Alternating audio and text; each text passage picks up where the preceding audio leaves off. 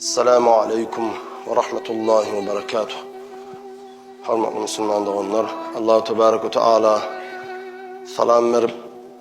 Allah'ın salamet, rahmeti ve bereketi versin diýlen salamyda duany kabul eýläp,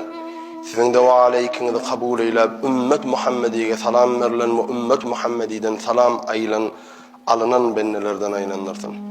Ve duamyz kabul bolup edýän wagt nasihatlarymyzdan hem hayırlanyp bu dünyamızın hasanadyna gowuşup, o dünyamızın hasanadyna gowuşup, bu dünyada da o dünyadaki Allah saklasın asilara veya imansızlara nesip etjek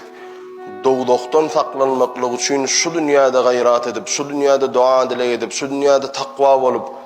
Allah-u Teala'nın Kur'an-ı Kerim'deki ayetlerini, Peygamber Aleyhisselam'ın hadislerini ve onun ýerine düşen alim ulamaların yollarını doğru durup